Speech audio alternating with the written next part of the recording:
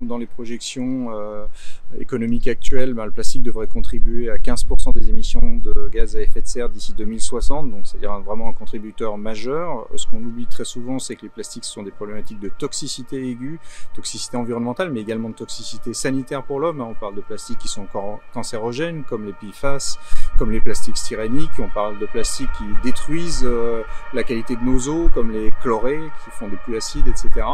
Et puis on parle de plastiques qui sont présents en très très grande quantité et qui du coup contribuent à diminuer nos stocks alimentaires de poissons et à diminuer le bon fonctionnement des écosystèmes et la productivité même des sols et des rivières.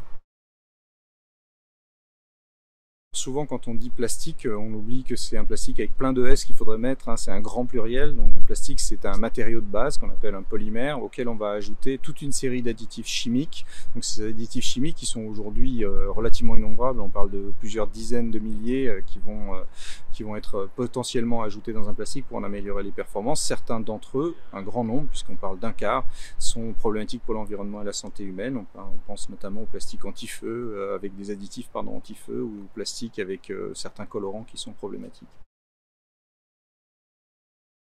Ce qu'on peut espérer, c'est que d'ici vendredi, on ait enfin acté de la bonne stratégie pour s'attaquer aux pollutions plastiques. Cette bonne stratégie, c'est une stratégie qui est essentiellement basée sur des enjeux de réduction, réduction de la production, réduction des toxiques, réduction de la consommation de ces plastiques-là, et qu'on ne se fourvoie pas dans des hypothèses de solutions illusoires comme le recyclage de tous les plastiques, qui est absolument inimaginable aujourd'hui.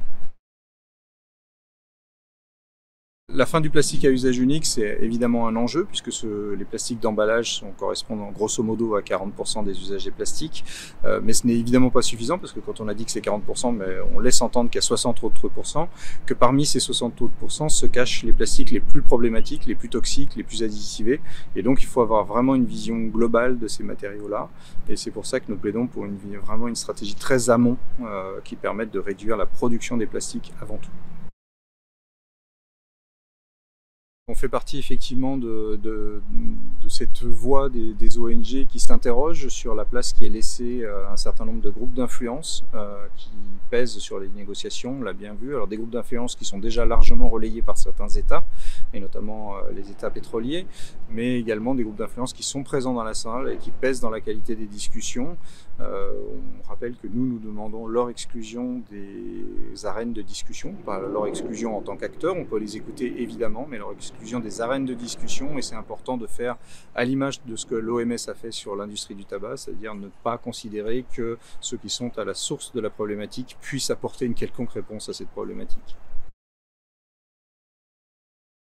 L'histoire de l'humanité s'est construite sans plastique, et les grandes avancées de l'humanité sont construites sans plastique. Ce sont quand même des matériaux qui sont là depuis à peine moins d'un siècle, c'est pas beaucoup, et qui sont devenus vraiment extrêmement prégnants dans nos vies depuis une décennie et demie, 2 décennies maximum. Donc on peut très bien imaginer les reprendre pour ce qu'ils sont, c'est-à-dire des matériaux qu'on doit utiliser de façon précautionneuse et de façon intelligente.